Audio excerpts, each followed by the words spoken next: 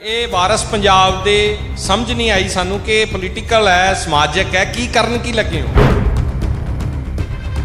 ਸਮੇਂ ਤੋਂ ਸਰਕਾਰ ਸਟੇਟ ਫੇਲ ਕਰਦੀ ਰਹਿੰਦੀ ਆ, ਪੂਰਾ ਜ਼ੋਰ ਲੱਗ ਜਾਂਦਾ, ਵਾਹ ਲੱਗ ਜਾਂਦੀ ਆ ਉਹਨਾਂ ਦੀ। ਜਿੰਨੇ ਸੰਘਰਸ਼ ਅਸੀਂ ਪੈਦਾ ਕਰਦੇ ਆ ਤੇ ਸਾਡੀ ਮਾਨਸਿਕਤਾ ਉਹਨਾਂ ਨੇ ਇੱਥੇ ਲਿਆ ਕੇ ਜਾਂ ਸਾਡੀ ਕਾਮਨ ਸੈਂਸ ਇਹ ਬਣਾਤੀ ਵੀ ਹੱਲ ਕਿੱਥੇ ਆ ਪੰਜਾਬ ਦਾ ਪਿਆ ਜਾਂ ਇਸ ਸਮਾਜ ਦੇ ਜਿਹੜੇ ਮਸਲੇ ਆ ਉਹਨਾਂ ਦਾ ਹੱਲ ਕਿੱਥੇ ਪਿਆ, ਉਹ ਸਿਰਫ ਚੋਣਾਂ 'ਚ ਪਿਆ। ਅਸੀਂ ਲੈ ਦੇਖੇ ਸਿਰਫ ਚੋਣਾਂ ਨੂੰ ਹੀ ਦੇਖਣ ਲੱਗ ਜਾਂਦੇ ਆ ਵੀ ਹੁਣ 2022 ਆ ਗਈ, ਪਿਛਲੀ ਵਾਰੀ ਇਦੋਂ ਆਮ ਆਦਮੀ ਪਾਰਟੀ ਆਈ ਸੀ ਵੀ ਉਹ ਕੁਛ ਕਰਿਸ਼ਮਾ ਕਰਨਗੇ, ਕੁਛ ਨਹੀਂ ਹੋਇਆ। ਪਾਵਰ ਸ਼ਿਫਟ ਹੁੰਦੀ ਦੇਖ ਰਹੇ ਹਾਂ, ਅਸੀਂ ਚਿਹਰੇ ਬਦਲਦੇ ਦੇਖ ਰਹੇ ਹਾਂ, ਪਰ ਪਾਵਰ ਪੰਜਾਬ ਕੋਲੇ, ਪੰਜਾਬ ਦੇ ਲੀਡਰਾਂ ਕੋਲੇ ਹੈ ਨਹੀਂ। ਜਿਵੇਂ ਲੋਕ ਸਾਡੇ ਵਿਕਟਮ ਆਏ, ਲੀਡਰ ਵੀ ਵਿਕਟਮ ਬਣ ਗਏ ਹੁਣ ਤਾਂ।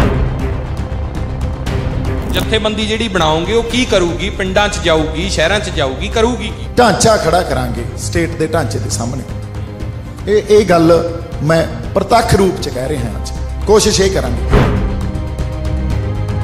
ਮੌਜੂਦਾ ਸੂਰਤੇ ਹਾਲਤ ਨੂੰ ਜੇ ਤੁਸੀਂ ਠੀਕ ਕਰਨਾ ਤੇ ਪਹਿਲਾਂ ਸੋਸ਼ਲ ਲੈਵਲ ਤੇ ਕੰਮ ਕਰੋ। ਸੋਸ਼ਲ ਲੈਵਲ ਤੇ ਜੋ ਪ੍ਰੋਬਲਮਸ ਆ ਲੋਕਾਂ ਦੀਆਂ ਉਹਨਾਂ ਨੂੰ ਐਡਰੈਸ ਕਰੋ। ਜੇ ਤੁਸੀਂ ਥੋੜਾ ਬਹੁਤ ਉਸ ਲੈਵਲ ਤੇ ਸੁਧਾਰ ਸਕਦੇ ਹੋ, ਉਸ ਤੋਂ ਬਾਅਦ ਉਹਦੇ ਤੇ ਪੋਲੀਟੀਕਲ ਢਾਂਚਾ ਸਿਰਜ ਲਓ, ਕਲਚਰਲ ਢਾਂਚਾ ਸਿਰਜ ਲਓ ਤਾਂ ਕੰਮ ਕਰ ਜੂਗਾ। ਜੇ ਅਸੀਂ ਬਿਨਾਂ ਆਉਂਗੇ ਅਖੀਰ ਆਉਂਗੇ ਸਿਆਸਤ, ਤੁਸੀਂ ਕਹਿੰਦੇ ਹੋ ਗਲੀਆਂ ਨਾਲੀਆਂ ਤੋਂ ਬਾਹਰ ਆਓ, ਪਰ ਉਹ ਇੰਪੋਰਟੈਂਟ ਨੇ ਲੋਕਾਂ ਵਾਸਤੇ। ਭਾਈ ਜੀ ਇਹ ਗੱਲ ਫਿਰ ਤੁਸੀਂ ਗਲਤ ਗੱਲ ਨਹੀਂ ਪ੍ਰਚਾਰਦੇ ਹੁਣ ਆਪਾਂ। ਜਿਹੜਾ ਪੰਜਾਬ ਸਾਰਾ ਬਾਹਰ ਜਾ ਰਿਹਾ ਹੈ, ਹੈਲਥ ਦੀ ਪ੍ਰੋਬਲਮ ਹੈ, ਐਜੂਕੇਸ਼ਨ ਦੀ ਹੈ, ਕੀ ਉਹ ਪ੍ਰਾਇੋਰਟੀ ਰਹੂਗੀ? ਵੇਰਵੀ ਬਾਰੇ ਕੁਝ ਕਰੋਗੇ? ਇਹ ਆ ਪ੍ਰਾਇੋਰਟੀਜ਼, ਇਹ ਆ ਪਿੰਡ ਲੈਵਲ ਤੇ ਅਸੀਂ ਇਹ ਗੱਲ ਲੈ ਕੇ ਜਾਵਾਂਗੇ ਵੀ ਆਪਦੀ ਜਿਹੜੀ ਪੰਚਾਇਤ ਆ ਨਾ ਉੱਥੋਂ ਤੱਕ ਆਪਦੇ ਮਸਲੇ ਹੱਲ ਕਰੋ। ਜੇ ਕਾਨੂੰਨ ਦੀ ਤੁਸੀਂ ਹਿਸਾਬ ਨਾਲ ਚੱਲੋਗੇ ਤਾਂ ਘਰ ਉਜਾੜੇ ਵਾਲੀ ਗੱਲ ਆ, ਇਹ ਸਾਨੂੰ ਸਭ ਨੂੰ ਪਤਾ। ਸਾਡੇ ਕੋਲੋਂ ਹੈਲਥ ਵਕੀਲ ਹੋ ਤੁਸੀਂ, ਬਿਲਕੁਲ ਇਹ ਗੱਲ ਤਾਂ ਹੀ ਤਾਂ ਛੱਡੀ ਆ ਵਕਾਲਤ। ਐਟਲੀਸਟ ਇਸ ਲੈਵਲ ਤੇ ਵੀ ਬੱਚਿਆਂ ਦੀ ਫੀਸਾਂ ਨਾ ਦੇ ਸਕਦੇ ਹੁਣ ਮਾਪੇ ਤੇ ਉਹਨਾਂ ਦਾ ਧਰਮ ਪਰਿਵਰਤਨ ਹੋ ਰਿਹਾ, ਇਹਨੂੰ ਤਾਂ ਅਸੀਂ ਐਡਰੈਸ ਕਰ ਸਕਦੇ ਹਾਂ। ਪੈਸਾ ਕਿੱਥੋਂ ਆਊਗਾ ਜੇ ਤੁਸੀਂ ਫੀਸਾਂ ਭਰੋਗੇ? ਜੇ ਕਿਸੇ ਨੂੰ ਕਹਿ ਦਿਓਗੇ ਵੀ ਤੁਸੀਂ ਤੁਹਾਡਾ ਬੱਚਾ ਗਰੀਬ ਹੈ, ਕਿਸੇ ਗਰੀਬ ਦਾ ਅਸੀਂ ਬੈਠੇ ਆ, ਤਾਂ ਉਹ ਪੈਸਾ ਕਿੱਥੋਂ ਆਊਗਾ? ਤੇ ਚਲੋ ਚੱਲੀਏ ਅੱਗੇ ਤੇ ਇਕੱਠੇ ਹੋਈਏ। ਟ੍ਰਾਂਸਪੇਰੈਂਸੀ ਰੱਖਣੀ ਪੈਣੀ ਹੈ, ਸਭ ਕੁਝ ਰੱਖਾਂਗੇ।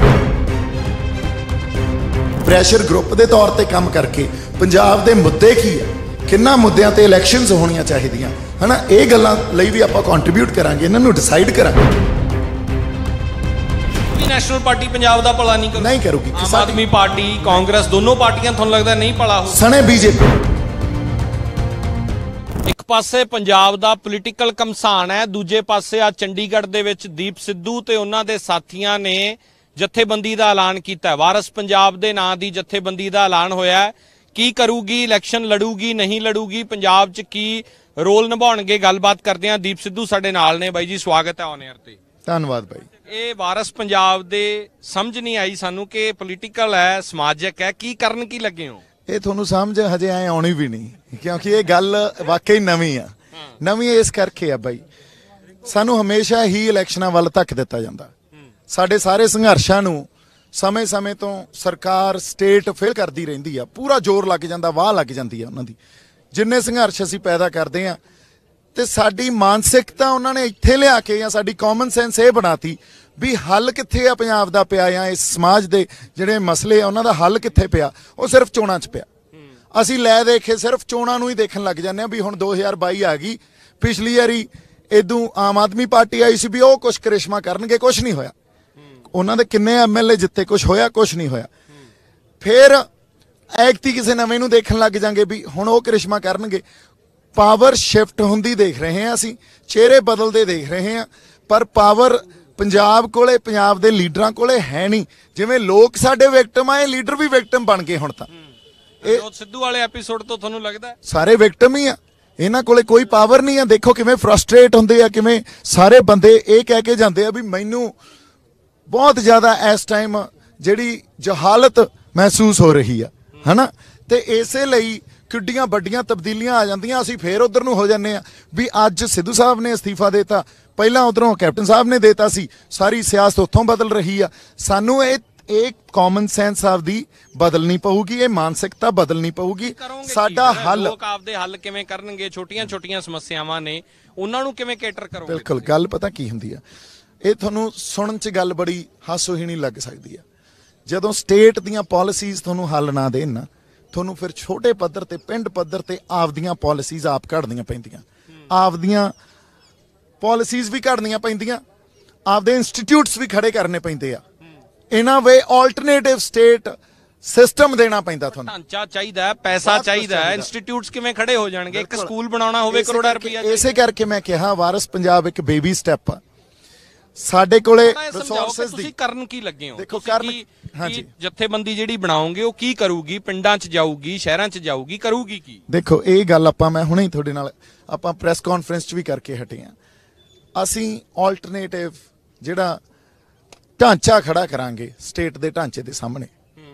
ਇਹ ਗੱਲ ਮੈਂ ਪ੍ਰਤੱਖ ਰੂਪ 'ਚ ਕਹਿ ਰਿਹਾ ਅੱਜ। ਕੋਸ਼ਿਸ਼ ਇਹ ਕਰਾਂਗੇ, ਉਹ ਚਾਹੇ ਅਸੀਂ ਮਾਡਲ ਪਹਿਲਾਂ ਇੱਕ ਪਿੰਡ ਤੋਂ ਸ਼ੁਰੂ ਕਰੀਏ ਕਿ 5 ਪਿੰਡਾਂ ਤੋਂ ਸ਼ੁਰੂ ਕਰੀਏ, ਹਨਾ, ਛੋਟੇ ਪੱਧਰ ਤੇ ਕਰਾਂਗੇ। ਸਾਡੇ ਕੋਲੇ ਰਿਸੋਰਸਸ ਦੀ ਕਮੀ ਆ। ਇੱਕ ਸਮਾਲ ਸਟੈਪ ਲਿਆ ਹਜੇ, ਅਸੀਂ ਤੁਰਨਾ ਸਿੱਖਾਂਗੇ, ਭੱਜਣਾ ਸਿੱਖਾਂਗੇ, ਸਪ੍ਰਿੰਟ ਲਾਵਾਂਗੇ, ਤੇ ਇਹ ਸਾਡਾ ਵੀ ਟੈਸਟ ਆ। ਮੈਂ ਤੁਹਾਨੂੰ ਕਹਾਂ ਵੀ ਅੱਜ ਆਪਣੇ ਕੋਲੇ ਸਾਰੇ ਹੱਲ ਪਏ ਆ ਤੇ ਆਪਾਂ ਬੜਾ ਕੁਝ ਸਿਰਜ ਦਾਂਗੇ। 150 ਸਾਲ ਦੇ ਸਿਸਟਮ ਨੇ ਸਾਨੂੰ ਪ੍ਰਭਾਵਿਤ ਕੀਤਾ, ਇੰਨੀ ਕੰਪਲੈਕਸ ਸੁਸਾਇਟੀ ਪੈਦਾ ਕਰਤੀ, ਇੰਨੇ ਕੰਟਰਾਡਿਕਸ਼ਨਸ ਆ ਇੱਥੇ। ਫਿਰ ਉਹਨਾਂ ਦੀ ਇੰਟਰੈਕਸ਼ਨ ਆਪਦੇ ਆਪ 'ਚ ਜੋ ਹੁੰਦੀ ਆ, ਉਹਦਾ ਇੱਕ ਟੋਟਲ ਜੋ ਸਿੱਟਾ ਨਿਕਲਦਾ, ਬਹੁਤ ਜ਼ਿਆਦਾ ਗੁੰਝਲਦਾਰ ਇੱਕ ਗੱਲ ਵਾਪਰੀ ਪਈ ਆ ਬਈ ਪੰਜਾਬ ਦੇ ਸਮਾਜ 'ਚ। ਇਹਦੇ ਲਈ ਕੋਈ ਮੈਂ ਕਹਾਂ ਮੇਰੇ ਕੋਲੇ ਬਲੂਪ੍ਰਿੰਟ ਆ ਤਾਂ ਝੂਠ ਆ। ਇਹ ਤਾਂ ਪੋਲੀਟੀਕਲ ਪਾਰਟੀਆਂ ਦਾਅਵੇ ਕਰ ਸਕਦੀਆਂ। ਬਲੂਪ੍ਰਿੰਟ ਤੋਂ ਢਾਂਚਾ ਬਣਾਤਾ ਤੁਸੀਂ, ਜਥੇਬੰਦੀ ਬਣਾਤੀ। ਨਹੀਂ, ਇਹ ਵੀ ਗੱਲ ਸਮਝੋ। ਅਸੀਂ ਇਹ ਗੱਲ ਸਾਹਮਣੇ ਲੈ ਕੇ ਆ ਰਹੇ ਹਾਂ ਅੱਜ ਵੀ ਜੇ ਤੁਸੀਂ ਸਮਾਜ ਨੂੰ ਪਹਿਲਾਂ ਸੁਧਾਰਨਾ ਤਾਂ ਤੁਹਾਨੂੰ ਸਮਾਜਿਕ ਪੱਧਰ ਤੇ ਕੰਮ ਕਰਨਾ ਪਊਗਾ। ਜੇ ਇੱਥੋਂ ਕੋਈ ਖੇਤਰੀ ਪਾਰਟੀ ਵੀ ਨਿਕਲੀ ਹੈ ਨਾ ਪੰਜਾਬ ਚੋਂ, ਉਹ ਕਿਸੇ ਸਮਾਜਿਕ ਢਾਂਚੇ ਚੋਂ ਨਿਕਲੀ ਆ। ਕੋਈ ਵੀ ਸਮਾਜਿਕ ਢਾਂਚਾ ਇੱਕ ਚੰਗੀ ਇਵੋਲਵ ਹੋਈ ਲੀਡਰਸ਼ਿਪ ਦੇ ਸਕਦਾ। ਸੋ ਪੰਜਾਬ ਦਾ ਅੱਜ ਸੋਸ਼ਲ ਰਿਐਲਿਟੀ ਆ, ਮੌਜੂਦਾ ਸੂਰਤੇ ਹਾਲਤ ਆ ਜਿਹੜੀ ਉਹ ਸਿਖਾਵੀਂ ਨਹੀਂ ਆ। ਸੋ ਮੌਜੂਦਾ ਸੂਰਤੇ ਹਾਲਤ ਨੂੰ ਜੇ ਤੁਸੀਂ ਠੀਕ ਕਰਨਾ ਤੇ ਪਹਿਲਾਂ ਸੋਸ਼ਲ ਲੈਵਲ ਤੇ ਕੰਮ ਕਰੋ। ਸੋਸ਼ਲ ਲੈਵਲ ਤੇ ਜੋ ਪ੍ਰੋਬਲਮਸ ਆ ਲੋਕਾਂ ਦੀਆਂ, ਉਹਨਾਂ ਨੂੰ ਐਡਰੈਸ ਕਰੋ। ਜੇ ਤੁਸੀਂ ਥੋੜਾ ਬਹੁਤ ਉਸ ਲੈਵਲ ਤੇ ਸੁਧਾਰ ਸਕਦੇ ਹੋ, ਉਦੋਂ ਬਾਅਦ ਉਹਦੇ ਤੇ ਪੋਲੀਟੀਕਲ ਢਾਂਚਾ ਸਿਰਜ ਲਓ, ਕਲਚਰਲ ਢਾਂਚਾ ਸਿਰਜ ਲਓ ਤਾਂ ਕੰਮ ਕਰ ਜੂਗਾ। ਜੇ ਅਸੀਂ ਬਿਨਾਂ ਲਾਉਂਗੇ, ਅਖੀਰ ਆਉਂਗੇ ਸਿਆਸਤ ਵੱਲ। ਦੇਖੋ ਗੱਲ ਇਹ ਆ ਵੀ ਇਸ ਗੱਲ ਨੂੰ ਫੇਰ ਤੁਸੀਂ ਉਸ ਮਾਨਸਿਕਤਾ ਨੂੰ ਪਹਿਲਾਂ ਤਾਂ ਤਿਆਗੋ। ਜਦੋਂ ਆਪਾਂ ਅੱਜ ਗੱਲ ਕਰ ਰਹੇ ਹਾਂ ਵੀ ਸਿਆਸਤ ਵੱਲ ਆਉਂਗੇ, ਸਿਆਸਤ ਜੋ ਮੌਜੂਦਾ ਸਿਆਸਤ ਆ ਜਾਂ ਇਸ ਸਟੇਟ ਦੇ ਸਟਰਕਚਰ ਦੀ ਸਿਆਸਤ ਆ, ਉਹ ਤਾਂ ਇੰਨੀ ਸੈਂਟਰਲਾਈਜ਼ ਹੋ ਚੁੱਕੀ ਆ ਵੀ ਉੱਥੇ ਤਾਂ ਪਾਵਰ ਹੀ ਹੈ ਨਹੀਂ। ਪਾਵਰ ਹੀ ਸਾਰੀ ਸੈਂਟਰ ਕੋਲੇ ਪਈ ਆ। ਸੇ ਸਿਆਸਤ ਵੱਲ ਆ ਕੇ ਵੀ ਸਾਡਾ ਕੋਈ ਵੀ ਮੁੱਖ ਮੰਤਰੀ ਬਣ ਜੇ, ਕੋਈ ਮੰਤਰੀ ਬਣ ਜੇ, ਕੋਈ ਕੁਝ ਨਹੀਂ ਕਰ ਸਕਦਾ, ਉਹਦੇ ਕੋਲੇ ਪਾਵਰ ਹੀ ਹੈ ਨਹੀਂ। ਸੋ ਇਹਦਾ ਮਤਲਬ ਸਿਆਸਤ ਸਾਡਾ ਪੂਰਨ ਤੌਰ ਤੇ ਹੱਲ ਨਹੀਂ ਅੱਜ। ਸਿਆਸਤ ਸਾਡਾ ਇੱਕ ਅੰਸ਼ਿਕ ਤੌਰ ਤੇ ਤਾਂ ਹੱਲ ਹੋ ਸਕਦੀ ਆ, ਚਾਹੇ ਉਹ ਸਾਨੂੰ ਛੋਟੀਆਂ ਪ੍ਰੋਬਲਮਸ ਨੇ ਜਿਹੜੀਆਂ ਸ਼ਾਇਦ ਤੁਹਾਨੂੰ ਲੱਗਣ ਅੱਜ ਕੇ ਵੱਡੀਆਂ ਨਹੀਂ, ਇਹਨਾਂ ਤੋਂ ਬਾਹਰ ਆਓ। ਤੁਸੀਂ ਕਹਿੰਦੇ ਹੋ ਗਲੀਆਂ ਨਾਲੀਆਂ ਤੋਂ ਬਾਹਰ ਆਓ, ਪਰ ਉਹ ਇੰਪੋਰਟੈਂਟ ਨੇ ਲੋਕਾਂ ਵਾਸਤੇ। ਨਹੀਂ ਭਾਈ ਜੀ, ਇਹ ਗੱਲ ਫਿਰ ਤੁਸੀਂ ਗਲਤ ਗੱਲ ਨਹੀਂ ਪ੍ਰਚਾਰਦੇ। ਹੁਣ ਆਪਾਂ ਸਭ ਤੋਂ ਵੱਡਾ ਮਸਲਾ ਜਿਹੜਾ ਕੀ ਹੁੰਦਾ, ਦੇਖੋ ਅਸੀਂ ਜਿਹੜੀਆਂ ਰਹੁ ਰੀਤਾਂ ਦੀ ਜਿਹੜੀ ਰਵਾਇਤ ਦੀ ਗੱਲ ਕਰਦੇ ਆ, ਸਾਡੇ ਬੰਦਿਆਂ ਨੇ ਜਦੋਂ ਉਸ ਰਵਾਇਤਾਂ ਦੇ ਹਿਸਾਬ ਨਾਲ ਚੱਲਦੇ ਸੀ, ਉਸ ਕਦਰਾਂ ਕੀਮਤਾਂ ਦੇ ਹਿਸਾਬ ਨਾਲ ਚੱਲਦੇ ਸੀ ਤਾਂ ਜੰਗਲਾਂ 'ਚ ਰਹਿ ਕੇ ਸੰਘਰਸ਼ ਲੜੇ ਆ ਯਾਰ, ਹਨਾ। ਜਦੋਂ ਆਪਾਂ ਇਹ ਗੱਲ ਦੇਖੀਏ ਵੀ ਪ੍ਰੋਗਰੈਸ ਹੋਣੀ ਚਾਹੀਦੀ ਆ, ਹੋਣੀ ਚਾਹੀਦੀ, ਆਪਾਂ ਪ੍ਰੋਗਰੈਸ ਦੇ ਉਲਟ ਨਹੀਂ ਆ, ਪਰ ਪ੍ਰੋਗਰੈਸ ਬੈਲੈਂਸਸ ਜਿਹੜੇ ਸਮਾਜ 'ਚ ਰੱਖ ਕੇ ਸੱਭਿਆਚਾਰਕ ਹੋਂਦ ਨੂੰ ਸੰਭਾਲ ਕੇ ਹੋਵੇ ਨਾ। ਪ੍ਰੋਗਰੈਸ ਆਪਾਂ ਇਹ ਕਹੀਏ ਵੀ ਤੁਸੀਂ ਆਪਦੇ ਹੀ ਪਛਾਣ ਖਤਮ ਕਰ ਲਓ ਤੇ ਸਾਨੂੰ ਇੱਥੇ ਮਹਿਲ ਸਿਰਜ ਦਿਓ, ਇਹੋ ਜਿਹੇ ਮਹਿਲ ਨਹੀਂ ਚਾਹੀਦੇ ਆਪਾਂ ਨੂੰ। ਫਿਰ ਆਪਦੀ ਪਛਾਣ, ਆਪਦੀ ਸੱਭਿਆਚਾਰਕ ਹੋਂਦ ਨੂੰ ਰੱਖ ਕੇ ਫਿਰ ਜੇ ਅਸੀਂ ਪ੍ਰੋਗਰੈਸ ਕਰਾਂਗੇ, ਉਹ ਇੱਕ ਸਾਰਥਕ। ਹੁਣ ਇਸ ਤੇ ਅੱਜ ਚਰਚਾ ਹੋ ਰਹੀ ਹੈ, ਅੱਜ ਬੇਦਬੀ ਦੀ ਚਰਚਾ ਹੁੰਦੀ ਹੈ, ਨਸ਼ਿਆਂ ਦੀ ਚਰਚਾ ਹੁੰਦੀ ਹੈ, ਜਿਹੜਾ ਪੰਜਾਬ ਸਾਰਾ ਬਾਹਰ ਜਾ ਰਿਹਾ ਹੈ, ਹੈਲਥ ਦੀ ਪ੍ਰੋਬਲਮ ਹੈ, ਐਜੂਕੇਸ਼ਨ ਦੀ ਹੈ, ਕੀ ਉਹ ਪ੍ਰਾਇੋਰਟੀ ਰਹੂਗੀ? ਬੇਦਬੀ ਬਾਰੇ ਕੁਝ ਕਰੋਗੇ? ਇਹ ਆ ਪ੍ਰਾਇੋਰਟੀਜ਼, ਇਹ ਆ। ਜਦੋਂ ਅੱਜ ਆਪਾਂ ਗੱਲ ਕੀਤੀ ਵੀ ਅਸੀਂ ਆਲਟਰਨੇਟਿਵ ਇੱਕ ਢਾਂਚਾ ਖੜੇ ਕਰਾਂਗੇ, ਉਹ ਕੀ ਆ? ਪਿੰਡ ਲੈਵਲ ਤੇ ਅਸੀਂ ਇਹ ਗੱਲ ਲੈ ਕੇ ਜਾਵਾਂਗੇ ਵੀ ਆਪਦੀ ਜਿਹੜੀ ਪੰਚਾਇਤ ਆ ਨਾ, ਉੱਥੋਂ ਤੱਕ ਆਪਦੇ ਮਸਲੇ ਹੱਲ ਕਰੋ। ਜੇ ਕਾਨੂੰਨ ਦੀ ਤੁਸੀਂ ਹਿਸਾਬ ਨਾਲ ਚੱਲੋਗੇ ਤਾਂ ਘਰ ਉਜਾੜੇ ਵਾਲੀ ਗੱਲ ਆ, ਇਹ ਸਾਨੂੰ ਸਭ ਨੂੰ ਪਤਾ। ਸਾਡੇ ਕੋਲੋਂ ਹੈਲਥ ਵਕੀਲ ਹੋ ਤੁਸੀਂ, ਬਿਲਕੁਲ ਇਹ ਗੱਲ ਤਾਂ ਹੀ ਤਾਂ ਛੱਡੀ ਆ ਵਕਾਲਤ। ਸੋ ਇਹ ਸਭ ਨੂੰ ਪਤਾ। ਅਸੀਂ ਇੱਕ ਆਪਦਾ ਲੀਗਲ ਫਰਮ ਜਾਂ ਇੱਕ ਲੀਗਲ ਸੈੱਲ ਵੀ ਲੈ ਕੇ ਆਵਾਂਗੇ ਜਿਹੜਾ ਪ੍ਰੋ ਬੋਨੋ, ਜਿਹੜਾ ਕਹਿੰਦੇ ਆ ਵੀ ਬਿਨਾਂ ਕਿਸੇ ਫੀਸ ਲਈ ਲੋਕਾਂ ਦੇ ਹੱਲ ਕਰਾਊਗਾ, ਉਹਨਾਂ ਦੇ ਲਈ ਪ੍ਰੋਬਲਮਸ ਲੀਗਲ ਸੌਟ ਆਊਟ ਕਰੂਗਾ। ਮਾਮਲੇ ਨੇ ਔਰ ਲੋਕਾਂ ਕੋਲੇ ਪੈਸਾ ਹੈ ਨਹੀਂਗਾ। ਕੋਈ ਗੱਲ ਨਹੀਂ, ਜਿੱਥੋਂ ਤੱਕ ਨਿਭ ਸਕਦੇ ਆ ਉੱਥੋਂ ਤੱਕ ਤਾਂ ਨਿਭੀਏ ਨਾ। ਸੋ ਚਾਹੇ ਲੀਗਲ ਪ੍ਰੋਬਲਮਸ ਹੋਣ। ਤੁਸੀਂ ਇਹ ਪੁਆਇੰਟ ਕਹਿ ਰਹੇ ਹੋ ਕਿ ਇੱਕ ਲੀਗਲ ਤੁਹਾਡੇ ਵੱਲੋਂ ਏਡ ਜਿਹੜੀ ਹੈ ਫ੍ਰੀ ਚ ਲੋਕਾਂ ਨੂੰ ਦਿੱਤੀ ਜਾਊ? ਫ੍ਰੀ ਚ ਦਿੱਤੀ ਜਾਊਗੀ। ਜਿਹੜੇ ਗਰੀਬ ਗੁਰਬੇ ਜਿਹੜੇ ਨਹੀਂ ਅਫੋਰਡ ਕਰ ਸਕਦੇ ਉਹਨਾਂ ਨੂੰ ਵਾਕਈ ਦਿੱਤੀ ਜਾਊਗੀ। ਦੂਜੀ ਗੱਲ ਇੱਕ ਆਪਾਂ ਇਹਦੇ ਨਾਲ ਕਰਦੇ ਹਾਂ, ਐਜੂਕੇਸ਼ਨ ਨੂੰ ਪ੍ਰਾਇੋਰਟੀ ਦਿੱਤੀ ਜਾਊ। ਐਜੂਕੇਸ਼ਨ ਉਹਦੇ ਚ ਇਹ ਵੀ ਗੱਲ ਮੈਂ ਤੁਹਾਨੂੰ ਦੱਸਦਾ, ਅੱਜ ਕੋਈ ਵੀ ਐਜੂਕੇਸ਼ਨ ਆ ਨਾ, ਉਹ ਪਹਿਲੀ ਗੱਲ ਤਾਂ ਪੰਜਾਬ ਤੇ ਛੋਟੇ ਲੈਵਲ ਤੇ ਵੀ ਇਹ ਗੱਲ ਚੱਲ ਰਹੀ ਆ ਵੀ ਜਿਹੜੇ ਮਿਸ਼ਨਰੀਜ਼ ਆ ਨਾ, ਧਰਮ ਪਰਿਵਰਤਨ ਕਰ ਰਹੇ ਆ, ਉਹ ਗਰੀਬਾਂ ਕੋਲੇ ਜਾ ਕੇ ਇਹ ਕਹਿ ਰਹੇ ਆ ਵੀ ਤੁਹਾਡੇ ਬੱਚਿਆਂ ਦੀ ਅਸੀਂ ਫੀਸਾਂ ਭਰਾਂਗੇ, ਤੁਸੀਂ ਐਂ ਕਰੋ ਅੱਜ ਆਪਦਾ ਧਰਮ ਪਰਿਵਰਤਨ ਕਰਕੇ ਫਲਾਣੇ ਧਰਮ ਚ ਆ ਜਾਓ, ਹਨਾ। ਐਟਲੀਸਟ ਇਸ ਲੈਵਲ ਤੇ ਵੀ ਬੱਚਿਆਂ ਦੀ ਫੀਸਾਂ ਨਾ ਦੇ ਸਕਦੇ ਹੁਣ ਮਾਪੇ ਤੇ ਉਹਨਾਂ ਦਾ ਧਰਮ ਪਰਿਵਰਤਨ ਹੋ ਰਿਹਾ, ਇਹਨੂੰ ਤਾਂ ਅਸੀਂ ਐਡਰੈਸ ਕਰ ਸਕਦੇ ਹਾਂ ਨਾ। ਉਹ ਪੈਸਾ ਕਿੱਥੋਂ ਆਊਗਾ ਜੇ ਤੁਸੀਂ ਫੀਸਾਂ ਭਰੋਗੇ? ਜੇ ਕਿਸੇ ਨੂੰ ਕਹਿ ਦਿਓਗੇ ਵੀ ਤੁਸੀਂ ਤੁਹਾਡਾ ਬੱਚਾ ਗਰੀਬ ਹੈ, ਕਿਸੇ ਗਰੀਬ ਦਾ ਅਸੀਂ ਬੈਠੇ ਆ, ਤਾਂ ਉਹ ਪੈਸਾ ਕਿੱਥੋਂ ਆਊਗਾ? ਪੰਜਾਬ ਜਾਂ ਸਾਡੀ ਕੌਮ ਤੁਸੀਂ ਸੱਚੇ ਰਾਹ ਤੇ ਤੁਰੋ ਤਾਂ ਸਹੀ, ਸੋਨੇ ਦੀਆਂ ਕੰਧਾਂ ਕੱਢ ਦੂਗੀ। ਪੈਸੇ ਦੀ ਗੁਰੂ ਸਾਹਿਬ ਨੂੰ ਅਰਦਾਸ ਕਰਕੇ ਤੁਰ ਪੋ ਤੇ ਤੁਸੀਂ ਇਹ ਗੱਲਾਂ ਕਹੋ ਵੀ ਪੈਸਾ ਕਿੱਥੋਂ ਆਊਗਾ। ਅੱਜ ਖਾਲੀ ਹੱਥ ਖੜੇ ਆ, ਕੋਈ ਰਿਸੋਰਸਸ ਨਹੀਂ। ਮਿੰਟ ਲੱਗਦਾ ਕਰੈਕਟਰ ਅਸੈਸੀਨੇਸ਼ਨ ਤੇ ਅਗਲਾ ਕਹਿ ਦਿੰਦਾ ਪੈਸਾ ਖਾ ਗਏ, 1 ਮਿੰਟ ਤੋਂ ਪਹਿਲਾਂ ਇਹ ਗੱਲ ਹੋ ਜਾਂਦੀ। ਇਸ ਗੱਲ ਤੋਂ ਬਚ ਸਕਦੇ ਆ। ਅੱਜ ਤੱਕ ਆਪਾਂ ਆਈਸੋਲੇਟ ਹੋਏ ਖੜੇ ਆ, ਸਾਰਿਆਂ ਦੀ ਵਿਰੋਧਤਾ ਝੱਲਣੀ ਪਈ ਆ ਪੰਜਾਬ 'ਚ। ਕਿਉਂ ਝੱਲਣੀ ਪਈ ਆ ਇਹ ਗੱਲ ਦੇਖੀਏ ਆਪਾਂ।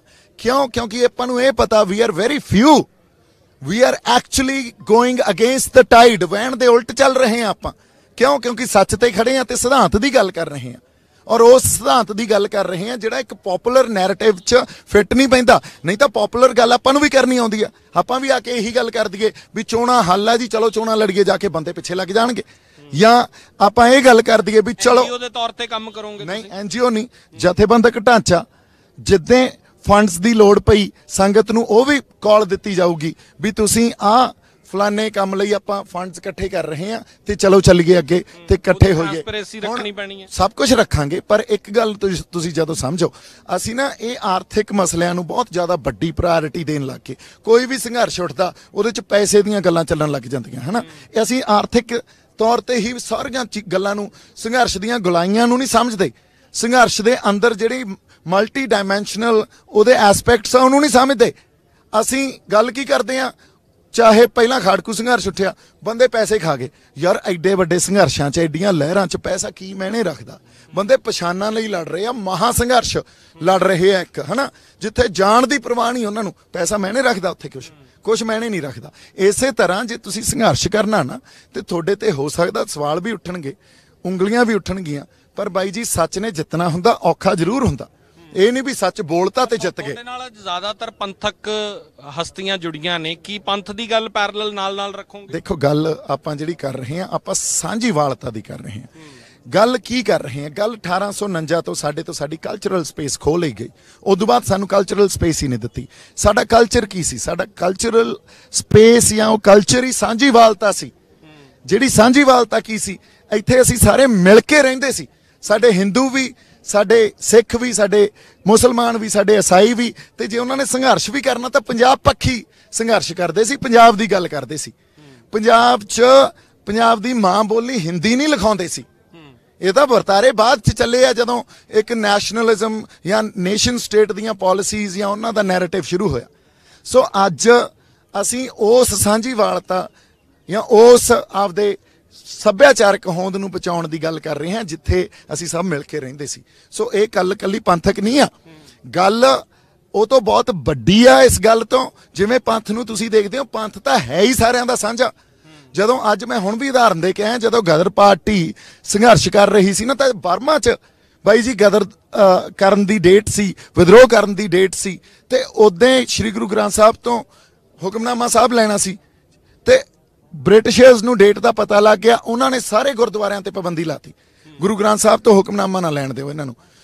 ਉਦੋਂ ਸੋਹਣ ਲਾਲ ਪਾਠਕ ਜੀ, ਹਿੰਦੂ ਸੰਘਰਸ਼ੀ ਯੋਧੇ, ਸ਼੍ਰੀ ਗੁਰੂ ਗ੍ਰੰਥ ਸਾਹਿਬ ਦਾ ਪ੍ਰਕਾਸ਼ ਜੰਗਲ 'ਚ ਕਰਕੇ ਹੁਕਮਨਾਮਾ ਲਿਆ। ਇਹ ਸੀ ਪੰਜਾਬ ਸਾਂਝਾ, ਹਨਾ। ਇਹ ਸਾਂਝੀਵਾਲਤਾ ਸੀ। ਹੁਣ ਇਸੇ ਤਰ੍ਹਾਂ ਕਾਸ਼ੀ ਰਾਮ ਮੰਧੋਲੀ ਜੀ ਦੀ ਗੱਲ ਕਰਕੇ ਆਇਆ, ਜਿਨ੍ਹਾਂ ਨੇ ਜੇਲ੍ਹ 'ਚ ਇਹ ਗੱਲ ਕਹੀ ਸੀ ਵੀ ਮੈਨੂੰ 5 ਬਾਣੀਆਂ ਦੀ ਪਾਠ ਵਾਲੀ ਪੋਥੀ ਸਾਹਿਬ ਲਿਆ ਦਿਓ, ਇਹ ਮੇਰੀ ਆਖਰੀ ਇੱਛਾ। ਸਾਡੇ ਜੁਗਰਾਉਂ ਤੋਂ ਅਬਦੁੱਲਾ ਸੀ, ਉਦੋਂ ਉਹ ਸੰਘਰਸ਼ ਕਰ ਰਹੇ ਸੀ। ਉਹਨਾਂ ਨੇ ਜੇਲ੍ਹ 'ਚ ਜਦੋਂ ਗਏ, ਉੱਥੇ ਸਿੱਖ ਜਿਹੜੇ ਹੋਰ ਸੀਗੇ ਨਾਲ, ਉਹਨਾਂ ਨਾਲ ਰਹਿਣ ਲੱਗੇ ਤੇ ਉਹਨਾਂ ਦੇ ਸਿਧਾਂਤਾਂ ਤੋਂ ਪ੍ਰਭਾਵਿਤ ਹੋਏ ਤੇ ਉਹਨਾਂ ਉਸ ਹਿਸਾਬ ਨਾਲ ਜ਼ਿੰਦਗੀ ਜਿਉਣ ਲੱਗ ਗਏ, ਆਪਦਾ ਧਰਮ ਨਹੀਂ ਛੱਡਿਆ। ਉਹਨਾਂ ਨੂੰ ਜਦੋਂ ਫਾਂਸੀ ਦੀ ਸਜ਼ਾ ਹੋਈ ਉਹਨਾਂ ਨੇ ਆਖਰੀ ਲਫ਼ਜ਼ ਪਤਾ ਕੀ ਕਹੇ? ਕਹਿੰਦੇ ਜ਼ਿੰਦਗੀ ਜਿਉਣ ਦਾ ਸਵਾਦ ਹੀ ਹੋਣਾ ਹਰਿਆ ਸੀ ਤੇ ਜ਼ਿੰਦਗੀ ਖਤਮ ਹੋ ਰਹੀ ਆ। ਅਸੀਂ ਸਾਂਝੀਵਾਲਤਾ ਕੀ ਸੀ ਸਾਡੀ? ਸਾਨੂੰ ਵੰਡਿਆ ਕਿਵੇਂ ਗਿਆ? ਸਾਡੇ ਮਨਾਂ 'ਚ ਆ ਜਿਹੜਾ ਇੱਕ ਧਰਮ ਨੂੰ ਲੈ ਕੇ ਇੱਕ ਡਿਫਾਈਨ ਜੋ ਕੀਤਾ ਗਿਆ, ਧਰਮ ਵੀ ਇਹ ਤਾਂ ਵੰਡ ਦਿੰਦਾ ਆਪਸ 'ਚ। ਧਰਮ ਤਾਂ ਤੁਹਾਨੂੰ ਇਨਸਾਨ ਬਣਾਉਂਦਾ, ਹਿਊਮਨ ਬਣਾਉਂਦਾ, ਡੀਹਿਊਮਨਾਈਜ਼ ਕਰਨ ਤੋਂ ਬਚਾਉਂਦਾ। ਤੁਸੀਂ ਪ੍ਰੈਸ਼ਰ ਗਰੁੱਪ ਦੇ ਤੌਰ ਤੇ ਕੰਮ ਕਰੋਗੇ ਪੋਲੀਟੀਕਲ ਪਾਰਟੀਆਂ ਵਾਸਤੇ? ਸੀ ਐਜ਼ ਪੰਜਾਬ ਨੂੰ ਜਾ ਕੇ ਕੋਈ ਨੈਰੇਟਿਵ ਦਿਓਗੇ? ਹਾਂਜੀ, ਇਹ ਵੀ ਇੱਕ ਰੋਲ ਆ ਆਪਣਾ, ਇਹ ਵੀ ਇੱਕ ਰੋਲ ਆ। ਪ੍ਰੈਸ਼ਰ ਗਰੁੱਪ ਦੇ ਤੌਰ ਤੇ ਕੰਮ ਕਰਕੇ ਪੰਜਾਬ ਦੇ ਮੁੱਦੇ ਕੀ ਆ, ਕਿੰਨਾ ਮੁੱਦਿਆਂ ਤੇ ਇਲੈਕਸ਼ਨਸ ਹੋਣੀਆਂ ਚਾਹੀਦੀਆਂ, ਹਨਾ, ਇਹ ਗੱਲਾਂ ਲਈ ਵੀ ਆਪਾਂ ਕੰਟਰੀਬਿਊਟ ਕਰਾਂਗੇ, ਇਹਨਾਂ ਨੂੰ ਡਿਸਾਈਡ ਕਰਾਂਗੇ। ਜਿਵੇਂ ਕਿਸਾਨ ਜਥੇਬੰਦੀਆਂ ਹੁਣ ਤਾਈਂ ਉਹ ਕਹਿੰਦੇ ਅਸੀਂ ਕਰਦੇ ਆਂ, ਅਸੀਂ ਹਮੇਸ਼ਾ ਪ੍ਰੈਸ਼ਰ ਗਰੁੱਪ ਰਹੇ ਹਾਂ। ਨਹੀਂ ਬਿਲਕੁਲ, ਕਿਉਂ ਨਹੀਂ? ਉਹਨਾਂ ਨੇ ਬੜੀ ਲੰਬਾ ਸੰਘਰਸ਼ ਕੀਤਾ, ਬੜੇ ਲੰਬੇ। ਉਹਨਾਂ ਨੇ ਇਲੈਕਸ਼ਨ ਦੀ ਗੱਲ ਕਰ ਰਹੇ ਆ 22 ਚ, ਹੋ ਸਕਦਾ ਹੈ ਤੁਹਾਡੀ ਜਥੇਬੰਦੀ ਵੱਲੋਂ ਇੱਕ ਨੈਰੇਟਿਵ ਦਿੱਤਾ ਜਾਵੇ ਪੰਜਾਬ ਦੇ ਲੋਕਾਂ ਨੂੰ, ਪੋਲੀਟੀਕਲੀ ਕਿਸੇ ਵੀ ਪਾਰਟੀ ਦੇ ਵੱਲ ਇਨਕਲੀਨੇਸ਼ਨ ਦਿੱਤੀ ਜਾਵੇ। ਨਹੀਂ, ਜੇ ਤੁਸੀਂ ਆਪ ਨਹੀਂ ਲੜੋਗੇ ਤਾਂ ਐਗਜ਼ਿਸਟਿੰਗ ਸਟਰਕਚਰ 'ਚ ਤੁਸੀਂ ਇਨਕਲੀਨੇਸ਼ਨ ਦੀ ਗੱਲ ਕਰੋ, ਜਿਹੜੇ ਸਿਧਾਂਤਾਂ ਤੇ ਐਗਜ਼ਿਸਟਿੰਗ ਸਟਰਕਚਰ ਰਵਾਇਤੀ ਪਾਰਟੀਆਂ ਖੜੀਆਂ, ਉੱਥੇ ਤਾਂ ਕੁਝ ਨਹੀਂ, ਕੋਈ ਨਹੀਂ ਦਿੰਦਾ। ਕਿਸੇ ਤੋਂ ਉਮੀਦ ਨਹੀਂ ਹੈ। ਜਿਵੇਂ ਨਵਜੋਤ ਸਿੱਧੂ ਦੀ ਖਾਸ ਤੌਰ ਤੇ ਗੱਲ ਕਰਦਾ, ਕੱਲ ਉਹਨਾਂ ਨੇ ਕਿਹਾ ਕਿ ਮੈਂ ਪੰਜਾਬ ਪਿੱਛੇ ਕੋਈ ਵੀ ਸੈਕਰੀਫਾਈਸ ਕਰ ਸਕਦਾ, ਤਾਂ ਤੁਹਾਨੂੰ ਉਮੀਦ ਨਹੀਂ ਹੈਗੀ? ਨਹੀਂ ਦੇਖੋ, ਇਹ ਗੱਲ ਕਹਿਣੀ ਤੇ ਸਿਧਾਂਤ ਤੇ ਆ ਕੇ ਗੱਲ ਖੜ ਕੇ ਗੱਲ ਕਰਨੀ, ਇਹਦੇ 'ਚ ਬੜਾ ਫਰਕ ਆ। ਜੇ ਉਹ ਪੰਜਾਬ ਲਈ ਸੈਕਰੀਫਾਈਸ ਕਰ ਸਕਦੇ ਆ ਤੇ ਫਿਰ ਉਹਨਾਂ ਨੂੰ ਕਿਸੇ ਵੀ ਨੈਸ਼ਨਲ ਪਾਰਟੀ ਨਾਲ ਕੋਈ ਨਾਤਾ ਨਹੀਂ ਰੱਖਣਾ ਚਾਹੀਦਾ। ਫਿਰ ਪੰਜਾਬ ਲਈ ਤੁਰੋ। ਕੋਈ ਵੀ ਨੈਸ਼ਨਲ ਪਾਰਟੀ ਪੰਜਾਬ ਦਾ ਭਲਾ ਨਹੀਂ ਕਰੂਗੀ। ਆਮ ਆਦਮੀ ਪਾਰਟੀ, ਕਾਂਗਰਸ, ਦੋਨੋਂ ਪਾਰਟੀਆਂ ਤੁਹਾਨੂੰ ਲੱਗਦਾ ਨਹੀਂ ਭਲਾ ਹੋ ਸਣੇ ਬੀਜੇਪੀ ਇਹ ਨਹੀਂ ਕਰਨਗੇ। ਪੰਜਾਬ ਦੀ ਸਾਡੀ ਲੜਾਈ ਇਹ ਹੈ ਨਾ। ਦੇਖੋ ਗੱਲ ਕੀ ਆ, ਅਸੀਂ ਇੱਕ ਗੱਲ ਨੂੰ ਸਮਝਦੇ ਨਹੀਂ, ਇਹਨੂੰ ਬੜਾ ਥੋੜਾ ਜਿਹਾ ਇਹਨੂੰ ਸੂਖਮ ਰੂਪ 'ਚ ਸਮਝੀਏ। ਰਾਜ ਬਦਲ ਜਾਂਦੇ ਆ, ਹਾਲਾਤ ਫੇਰ ਉਹੀ ਰਹਿੰਦੇ ਆ। ਰਾਜ ਕਰਨ ਵਾਲੀ ਧਿਰ ਦੀ ਵਿਚਾਰਧਾਰਾ ਬਦਲ ਜਾਂਦੀ ਆ, ਹਾਲਾਤ ਫੇਰ ਉਹੀ ਰਹਿੰਦੇ ਆ, ਹਨਾ। ਹਾਲਾਤ ਕਿਉਂ ਨਹੀਂ ਬਦਲਦੇ? ਕਦੇ ਕਾਂਗਰਸ ਆ ਜਾਂਦੀ ਆ, ਕਦੇ ਬੀਜੇਪੀ ਆ ਜਾਂਦੀ ਆ, ਕਦੇ ਹੋਰ ਕੋਈ ਪਾਰਟੀ ਆ ਜਾਂਦੀ ਆ, ਹਾਲਾਤ ਕਿਉਂ ਨਹੀਂ ਬਦਲਦੇ? ਕਿਉਂਕਿ ਪਿੱਛੇ ਜਿਹੜੀ ਮਾਨਸਿਕਤਾ ਪਈ ਆ ਨਾ, ਉਹ ਨਹੀਂ ਬਦਲਦੀ। ਸੋ ਇਸ ਕਰਕੇ ਜਦੋਂ ਤੱਕ ਅਸੀਂ ਸਟੇਟ ਦੇ ਮੂਲ ਖਾਸੇ ਨੂੰ ਨਹੀਂ ਸਮਝਾਂਗੇ, ਸਟੇਟ ਕੀ ਕੰਮ ਕਰ ਰਹੀ ਹੈ, ਸਟੇਟ ਸਾਡੀ ਸੱਭਿਆਚਾਰਕ ਹੋਂਦ ਤੇ ਲਗਾਤਾਰ ਹਮਲੇ ਕਰ ਰਹੀ ਆ। ਸਾਡੇ ਤੇ ਨਸ਼ੇ ਲੈ ਕੇ ਆਉਣੇ, ਸਾਡੇ ਲਈ ਇੱਥੇ ਸ੍ਰੀ ਗੁਰੂ ਗ੍ਰੰਥ ਸਾਹਿਬ ਦਾ ਨਿਰਾਦਰ ਕਰਨਾ, ਹਨਾ, ਸਾਡੇ ਲਈ ਇੱਥੇ ਪ੍ਰਵਾਸ ਕਰਨਾ, ਸਾਡੀ ਖੇਤੀਬਾੜੀ ਮਾਡਲ ਤੇ ਆ ਕੇ ਹਮਲੇ ਕਰਨੇ, ਹਨਾ, ਸਾਡੇ ਲਈ ਇੱਥੇ ਐਜੂਕੇਸ਼ਨ, ਸਾਡੇ ਸਿਸਟਮ ਨੂੰ ਵਿਗਾੜਨਾ, ਸਿਹਤ ਸੇਵਾਵਾਂ ਨੂੰ ਵਿਗਾੜਨਾ, ਇਹ ਸਟੇਟ ਸਪਾਂਸਰਡ ਗੱਲਾਂ। ਇਹ ਗੱਲ ਬਿਨਾਂ ਸਟੇਟ ਤੋਂ ਨਹੀਂ ਚੱਲ ਸਕਦੀ। ਜੇ ਮੰਨ ਲਓ ਡੇਰਾਵਾਦ ਵੀ ਚੱਲਦਾ ਤੇ ਸਾਡੇ ਤਣਾਅ ਤੇ ਟਕਰਾਅ ਪੈਦਾ ਹੁੰਦਾ। ਇੱਥੇ ਕਿਸੇ ਵੇਲੇ ਜਿਹੜੇ ਡੇਰੇ ਹੁੰਦੇ ਸੀ ਨਾ, ਉਹ ਫਿਰ ਵੀ ਗੁਰੂ ਗ੍ਰੰਥ ਸਾਹਿਬ ਤੋਂ ਬਾਹਰ ਨਹੀਂ ਜਾਂਦੇ ਸੀ, ਹਨਾ। ਗੁਰੂ ਗ੍ਰੰਥ ਸਾਹਿਬ ਦੇ ਅਧੀਨ ਰਹਿ ਕੇ ਹੀ ਗੱਲ ਕੀਤੀ ਜਾਂਦੀ ਸੀ। ਇੱਥੇ ਤਾਂ ਦੇਖੋ ਕੀ ਵਰਤਾਰੇ ਵਾਪਰੇ ਆ ਪਿਛਲੇ ਸਾਲਾਂ 'ਚ। ਕੁਛ ਡੇਰਿਆਂ ਨੇ ਬੇਦਬੀਆਂ ਕੀਤੀਆਂ। ਹਾਂ, ਉਹ ਕਿੱਥੋਂ ਗੱਲਾਂ ਹੁੰਦੀਆਂ? ਜਦੋਂ ਤੱਕ ਸਟੇਟ ਸਪਾਂਸਰਡ ਇਹ ਗੱਲਾਂ ਨਾ ਹੋਣ, ਕਿਸੇ ਦੀ ਜ਼ਰੂਰਤ ਪੈ ਜੇ ਵੀ ਇਹ ਗੱਲ ਕਰ ਜੇ। ਇਸ ਮੁਲਕ ਦਾ ਹਿੱਸਾ ਸਟੇਟ ਆ ਇੱਕ, ਤਾਂ ਸਾਨੂੰ ਸੈਂਟਰ ਦੀ ਗੱਲ ਵੀ ਸੁਣਨੀ ਪਊਗੀ। ਨਹੀਂ ਸੈਂਟਰ ਦੀ ਗੱਲ ਤਾਂ ਸੁਣੋ ਨਾ। ਜੇ ਸੈਂਟਰ ਤੁਹਾਨੂੰ ਅਧਿਕਾਰ ਜ਼ਰੂਰ ਵੱਧ ਦੀ ਮੰਗ ਅਸੀਂ ਕਰ ਸਕਦੇ ਹਾਂ, ਪਰ ਕੀ ਮੁਲਕ ਦੇ ਹੇਠਾਂ ਰਹਿ ਕੇ ਚੱਲਣਾ ਨਹੀਂ ਪਊਗਾ? ਨਹੀਂ ਦੇਖੋ, ਮੁਲਕ ਦੇ ਹੇਠਾਂ ਰਹਿ ਕੇ ਹੀ ਚੱਲੇ ਆ 70 ਸਾਲ, ਹੁਣ ਵੀ ਚੱਲਾਂਗੇ। ਸੁਪਰੀਮ ਕੋਰਟ ਇਹ ਕਹਿੰਦਾ, ਔਰ ਜਸਟਿਸ ਚੰਦਰਚੂੜ ਦਾ ਬਿਆਨ ਆ, that it is duty of the intellectuals, if state is not functioning right, then reveal it, then make people aware about it. Supreme court ਦੇ ਬਹੁਤ ਰਿਨਾਊਂਡ ਜੱਜ ਆ ਜਸਟਿਸ ਚੰਦਰਚੂੜ, ਹਮੇਸ਼ਾ ਸਟੇਟ ਦੇ ਨਾਲ ਖੜ ਕੇ ਅੜ ਕੇ ਫੈਸਲੇ ਦਿੰਦੇ ਆ। ਉਹਨਾਂ ਦਾ ਬਿਆਨ ਆ ਵੀ ਜਦੋਂ ਸਟੇਟ ਲੋਕ ਪੱਖੀ ਗੱਲ ਨਾ ਕਰੇ, ਤੁਹਾਡੇ ਸੱਭਿਆਚਾਰਕ ਹੋਣ ਤੇ ਹਮਲੇ ਹੋਣ, ਮੰਨ ਲਓ ਤੁਹਾਡੇ ਤੇ ਹਮਲੇ ਹੋਣ, ਤਾਂ ਤੁਹਾਡੇ ਸਮਾਜ 'ਚ ਉਹਨਾਂ ਬੰਦਿਆਂ ਦੀ ਜਿਹੜੀ ਇਸ ਗੱਲ ਨੂੰ ਸਮਝਦੇ ਆ, ਡਿਊਟੀ ਬਣ ਜਾਂਦੀ ਆ ਵੀ ਤੁਸੀਂ ਸਟੇਟ ਨੂੰ ਵੀ ਨੰਗਾ ਕਰੋ। ਮਹਾਰਾਜਾ ਰਣਜੀਤ ਸਿੰਘ ਸੀ ਜਦੋਂ, ਉਸ ਵੇਲੇ ਉਹਨਾਂ ਨੇ ਹਥਿਆਰ ਰੱਖਣ ਦੀ ਪਰੰਪਰਾ ਸੀ। ਇੱਕ ਵੇਲੇ ਲੋਕਾਂ ਨੇ 60 ਸਾਲ ਦਾ ਰਾਜ ਸੀ, ਹਥਿਆਰ ਵੀ ਦੇਣੇ ਸ਼ੁਰੂ ਕਰਤੇ ਵੀ ਸਟੇਟ ਨੂੰ ਰੱਖ ਦੋ, ਅਸੀਂ ਹੁਣ ਇਹਨਾਂ ਦੀ ਕੀ ਲੋੜ ਆ, ਕੋਈ ਦੰਗਾ ਹੋਇਆ ਹੀ ਨਹੀਂ 60 ਸਾਲਾਂ 'ਚ ਕਦੇ। ਮਹਾਰਾਜਾ ਰਣਜੀਤ ਸਿੰਘ ਨੇ ਲੋਕਾਂ ਕੋਲੇ ਇਹ ਫਰਮਾਨ ਜਾਰੀ ਕੀਤਾ ਵੀ ਆਪਦੇ ਹਥਿਆਰ ਨਾ ਦਿਓ, ਕੱਲ ਨੂੰ ਜੇ ਮੈਂ ਵਿਗੜ ਗਿਆ ਤੁਹਾਡੇ ਕੋਲੇ ਰੱਖਿਆ ਲਈ ਕੀ ਆ, ਤੁਸੀਂ ਆਪਦੀਆਂ ਰੀਤਾਂ ਨਾ ਬਦਲੋ। ਤੁਸੀਂ ਦੇਖੋ, ਪਰ ਅਸੀਂ 17 ਸਾਲਾਂ 'ਚ ਕਿੰਨੇ ਦੰਗੇ ਹੋਏ ਆ ਇੱਥੇ, ਕਿੰਨਾ ਤਣਾਅ ਟਕਰਾਅ ਪੈਦਾ ਹੋਇਆ। ਕਿਤੇ ਨਾ ਕਿਤੇ ਸਟੇਟ ਪਾਲਿਸੀ ਲੈਵਲ ਤੇ ਫੇਲ ਹੋ ਰਿਹਾ ਨਾ। ਸੋ ਅਸੀਂ ਜੇ ਉਹਨੂੰ ਫੇਲੀਅਰ ਨੂੰ ਐਡਰੈਸ ਕਰ ਰਹੇ ਹਾਂ, ਤੁਸੀਂ ਸਾਨੂੰ ਐਂਟੀ ਨੈਸ਼ਨਲ ਕਿਉਂ ਕਹਿ ਰਹੇ ਹੋ? ਤੁਸੀਂ ਇਹ ਕਹਿ ਰਹੇ ਹੋ ਵੀ ਅਸੀਂ ਦੇਸ਼ ਤੋਂ ਉਲਟ ਚੱਲ ਰਹੇ ਹਾਂ। ਨਹੀਂ, ਅਸੀਂ ਤਾਂ ਡਾਕਟਰ BR ਅੰਬੇਦਕਰ ਨੇ ਇਹ ਗੱਲ ਕੀਤੀ ਸੀ ਵੀ ਪਹਿਲਾਂ ਤੁਹਾਨੂੰ ਅਵੇਅਰ ਕਰਨਾ ਪਊਗਾ, ਫਿਰ ਆਰਗੇਨਾਈਜ਼ ਹੋਵੋਗੇ, ਫਿਰ ਸਟਰਗਲ ਕਰੋਗੇ। ਅਸੀਂ ਉਹੀ ਗੱਲ ਕਰ ਰਹੇ ਹਾਂ, we are making people aware first, then we organized. ਤੁਹਾਡਾ ਵਿਜ਼ਨ ਜਿਹੜਾ ਉਹ ਲੰਬਾ ਹੈ, ਲੌਂਗ ਟਰਮ ਹੋ ਤੁਸੀਂ ਸੋਚ ਰਹੇ? ਇੱਕ ਮੇਰੀ ਗੱਲ ਸੁਣੋ, ਲੌਂਗ ਟਰਮ ਜਾਂ ਸ਼ਾਰਟ ਟਰਮ ਦੀਆਂ ਗੱਲਾਂ ਇਹ ਆ ਵੀ ਸਾਨੂੰ ਬੁਖਾਰ ਹੋ ਗਿਆ, ਡਾਕਟਰ ਕੋਲੇ ਗਏ, ਅਸੀਂ ਕਿਹਾ ਯਾਰ ਬੁਖਾਰ ਹੋ ਗਿਆ ਤੇ ਮੈਨੂੰ ਪੈਰਾਸੀਟਾਮੋਲ ਦੇ ਦੇ ਤੇ ਮੈਂ ਠੀਕ ਹੋ ਗਿਆ। ਇਹ ਗੱਲ ਸੁਣਨ ਨੂੰ ਬੜੀ ਠੀਕ ਲੱਗਦੀ ਹੈ, ਅਸੀਂ ਜਾ ਕੇ ਵੀ ਗੱਲ ਇਹ ਕਹਿੰਦੇ ਆ, ਪਰ ਸਿਆਣਾ ਡਾਕਟਰ ਕੀ ਕਰਦਾ? ਸਿਆਣਾ ਡਾਕਟਰ ਪਹਿਲਾਂ ਡਾਇਗਨੋਸ ਕਰਦਾ ਤੁਹਾਨੂੰ ਵੀ ਬੁਖਾਰ ਕਿਉਂ ਹੋਇਆ, ਹਨਾ? ਹੋਇਆ ਤੁਹਾਨੂੰ ਅੱਜ ਵਾਲਾ ਕਰੋਨਾ ਹੋਵੇ, ਤੁਹਾਨੂੰ ਦਵਾਈ ਉਹ ਪੈਰਾਸੀਟਾਮੋਲ ਦੇ ਦੇ, ਤੁਹਾਡੀ ਤਾਂ ਹੋਰ ਹਾਲਤ ਖਰਾਬ ਹੋ ਜੂ। ਪਹਿਲਾਂ ਡਾਇਗਨੋਸ ਤਾਂ ਕਰੋਗੇ ਨਾ। ਸਿਰਫ ਮਸਲਿਆਂ ਨੂੰ ਪਹਿਲਾਂ ਅਸੀਂ ਡਾਇਗਨੋਸ ਹੀ ਨਹੀਂ ਕਰਦੇ ਤੇ ਅਸੀਂ ਕਹੋਗੇ ਹੱਲ ਦੇ ਦਿਓ, ਤੇ ਉਹ ਤਾਂ ਫਿਰ ਸ਼ਾਰਟ ਟਰਮ ਗੱਲ ਆ ਵੀ ਇਹ ਤਾਂ ਲੰਬੀ ਸੋਚ ਆ। ਯਾਰ 150 ਸਾਲ ਤੋਂ ਸਾਡੇ ਕੋਲੇ ਸਾਡਾ ਕੁਝ ਹੈ ਹੀ ਨਹੀਂ, ਤੇ ਇੰਨੀ ਕੰਪਲੈਕਸਿਟੀ 'ਚ ਆਪਾਂ ਕਿੱਥੋਂ ਹੱਲ ਦੇ ਦਈਏ ਇੱਕਦਮ? ਢਾਂਚਾ ਤੁਸੀਂ ਤਿਆਰ ਕਰ ਲਿਆ ਜਾਂ ਹੱਲੇ ਉਹ ਢਾਂਚਾ ਤਿਆਰ ਕਰ ਰਹੇ? ਨਹੀਂ, ਢਾਂਚਾ ਸਾਡਾ ਜਿਹੜਾ ਆਪਦੇ ਲੈਵਲ ਤੇ ਅਸੀਂ ਤਿਆਰ ਕਰ ਰੱਖਿਆ, ਅਨਾਉਂਸਮੈਂਟ ਉਹਦੀ ਹਜੇ ਨਹੀਂ ਕੀਤੀ ਅਸੀਂ, ਹਨਾ? ਉਹਦੀ ਅਨਾਉਂਸਮੈਂਟ ਆਉਣ ਵਾਲੇ ਦਿਨਾਂ 'ਚ ਕਰਾਂਗੇ। ਪ੍ਰਧਾਨ ਹੋਣਗੇ, ਕੋਈ ਸਰਪ੍ਰਸਤ ਹੋਣਗੇ, ਖਜ਼ਾਨਚੀ ਹੋਣਗੇ, ਉਸੇ ਤਰ੍ਹਾਂ ਦਾ ਢਾਂਚਾ ਹੈ ਇਹ। ਤੁਹਾਨੂੰ ਜਦੋਂ ਢਾਂਚਾ ਅਨਾਉਂਸ ਕਰਾਂਗੇ, ਹੁਣ ਮੈਂ ਇੱਕ ਥੋੜਾ ਜਿਹਾ ਪੋਲੀਟੀਕਲ ਆਨਸਰ ਦਿੰਦਾ, ਜਦੋਂ ਢਾਂਚਾ ਅਨਾਉਂਸ ਕਰਾਂਗੇ ਉਦੋਂ ਕਰਾਂਗੇ ਆਪਾਂ ਗੱਲ। ਬਹੁਤ ਧੰਨਵਾਦ ਗੱਲਬਾਤ ਕਰਨ ਵਾਸਤੇ। ਦੀਪ ਸਿੱਧੂ ਨੇ ਡਿਟੇਲ 'ਚ ਦੱਸਿਆ ਕਿ ਦਰਅਸਲ ਉਹਨਾਂ ਦੀ ਇਹ ਜਥੇਬੰਦੀ ਹੈ। ਕਿ ਕੈਮਰਾ ਪਰਸਨ ਜਗਰੂਪ ਸਿੰਘ ਦੇ ਨਾਲ ਸਿਮਰਨਜੋਤ ਸਿੰਘ ਮੱਕੜ, ਔਨ 에ਅਰ, ਚੰਡੀਗੜ੍ਹ।